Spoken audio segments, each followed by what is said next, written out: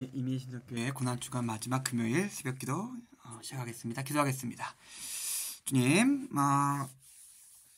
이제 마지막 금요일입니다. 우리가 이 고난주간을 지내면서 예수님과 함께하는 사람들을 계속해서 생각해보고 있습니다. 오늘 마지막 십자가의 자리에 함께했던 사람들의 모습을 생각해보면서 우리는 어떤 모습으로 예수 그리스도를 따르고 있으며 예수 그리스도의 고난과 죽음과 삶에 동참하고 있는지 살펴보고자 합니다. 이제 우리와 함께하여 주셔서 우리의 삶을 돌아보며 우리의 삶을 다시 세우는 시간 될 수 있게 이 시간 함께하여 주시옵소서. 감사드립니다. 예수님의 이름으로 기도드렸습니다. 아멘. 누가복음에서 말씀 보겠습니다. 누가복음 23장 26절에서 32절까지 말씀입니다. 누가복음 23장 26절에서 32절까지 말씀입니다.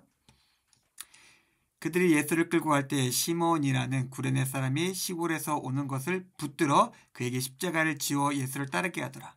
또 백성과 또 및 그를 위하여 가슴을 치며 슬피 우는 여자의 큰 무리가 따라오는지라.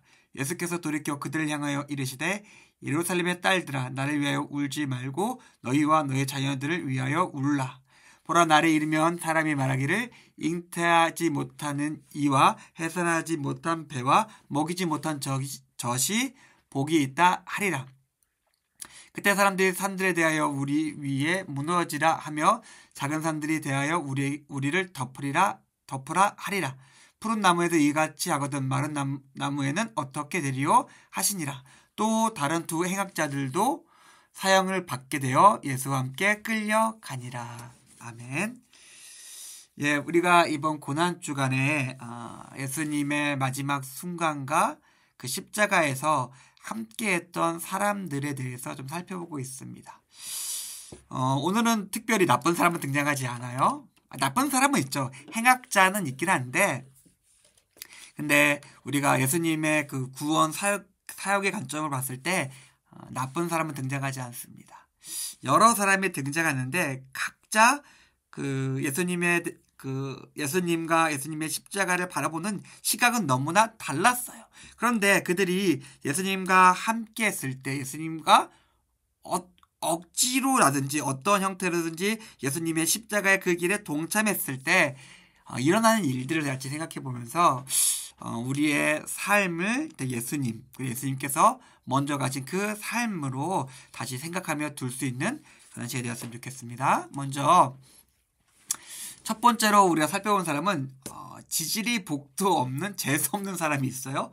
운이 없는 사람이 있습니다. 그냥 시골에서 올라와서 자기 길 가고 있는데 명절 새로 예루살렘에 올라왔는데 난데없이 체포가 되었어요. 그리고 갑자기 십자가를 지게 되었습니다. 불운한 날이죠.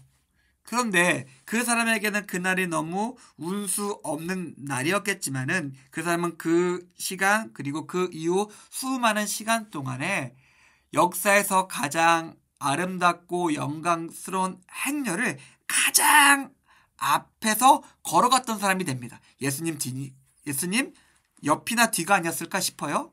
십자가는 증거는 구레네 사람 시몬이었으니까요. 물론 이 사람은 강제로 노역을 하게 된 것이긴 하지만은 그러나 어떠한 모습이 되었든지 간에 그 자리에 함께해서 예수의 십자가를 지니까는 그는 복을 받습니다. 교회의 선지자와 교사의 자리까지 올라가게 되고 그의 아들들의 이름이 마가복음에 기록된 것을 봤을 때는 아마 굉장히 복스러운 믿음의 가정이 되었을 것이라고 우리가 쉽게 유추해 볼 수 있었어요.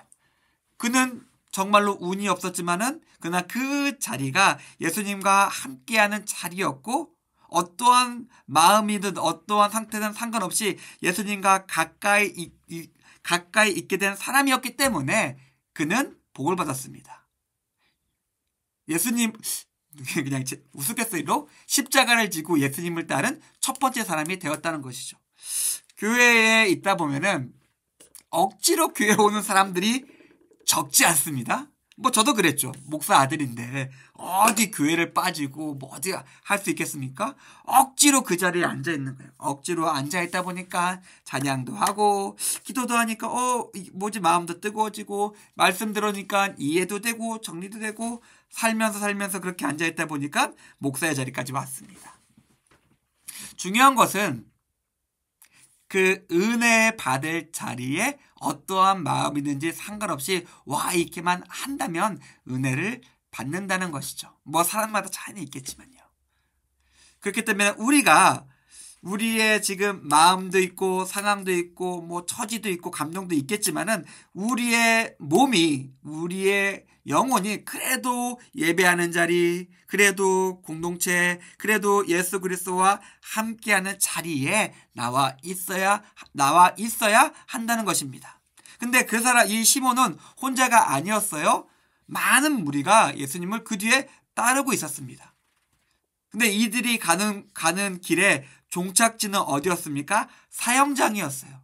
사형장이고 비난과 공포와 폭력이 있는 피가 낭자한 그 자리지만은 예수님을 사랑하는 마음으로 그 공포를 감수하고 예수님과 동행하는 사람들이 있었습니다. 우리는 쉽게 위축됩니다. 사람들이 고함 지르고 막 뭐 그냥 몽둥이 같은 거 폭력을 붕붕 휘두르고 있으면은 우리는 위축되고 압박을 받습니다. 그러나 우리에게도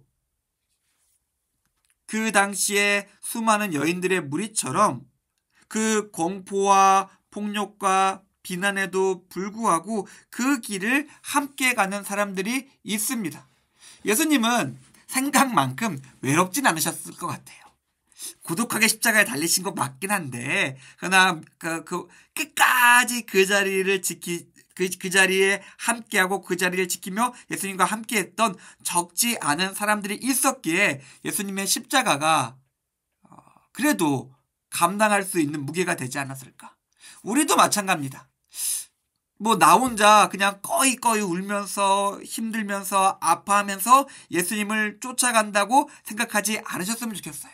그럼에도 불구하고 어떻게 되었든지 간에 그 옆에서 그 뒤에서 그 앞에서 나와 함께 길을 가고 있는 사람들이 언제나 있음을 우리가 기억했으면 좋겠습니다.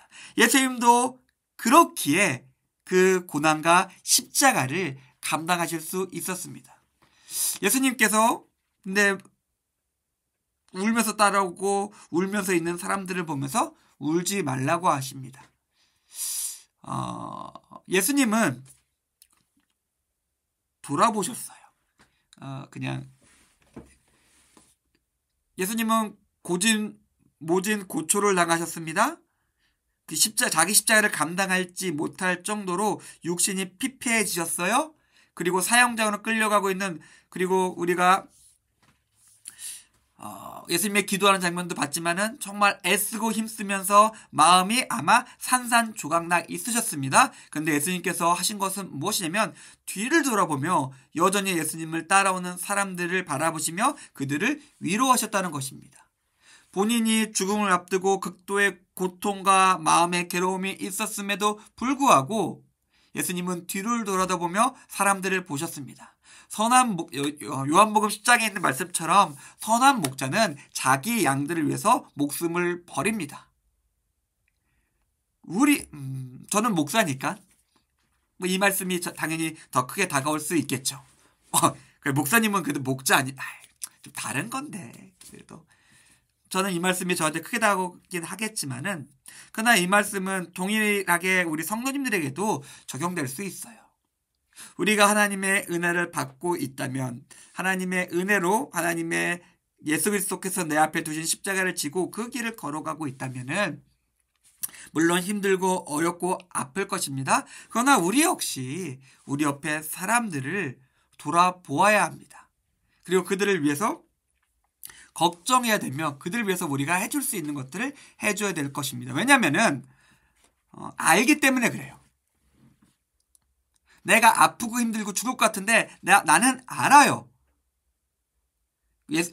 오늘 본문의 29절에서 31절의 말씀은 예루살렘에 닥칠 거대한 심판을 예수님께서 아셔서 그러신 것처럼 우리도 알고 있습니다. 말씀에서 알려주고 있고 우리가 신앙생활을 하면서 기도하면서 알게 되는 너무나 명백한 사실들이 있어요. 예수 없이 살아가면은 그 마음이 피폐해지고 황폐해지고 결국 영원히 죽음에 이른다는 것을 알고 있습니다. 예수 없이 사는 사람들의 모습을 보면서 우리는 걱정하며 그들을 위해서 우리도 힘들긴 하겠지만은 그들에게 닥칠 일을 알기 때문에 우리 또한 예수님처럼 돌아볼 수 있어야 됩니다. 그리고 얘기해 줘야 되는 거죠.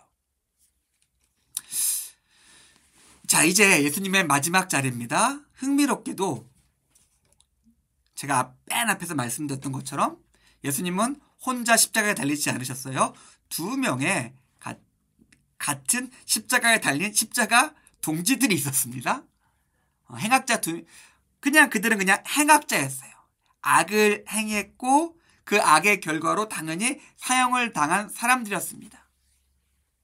그런데 아이러니컬하게도 예수님은 우연이든 뭐든 여러 가지 말할 수 있겠지만은 제가 볼 때는 예수의 삶을 격화시키기 위해서 정말 악한 사람들과 함께 십자가에 달려서 예수도 저렇게 악한 자라고 보여주고 싶은 퍼포먼스 같긴 해요. 제가 볼 땐 그렇습니다.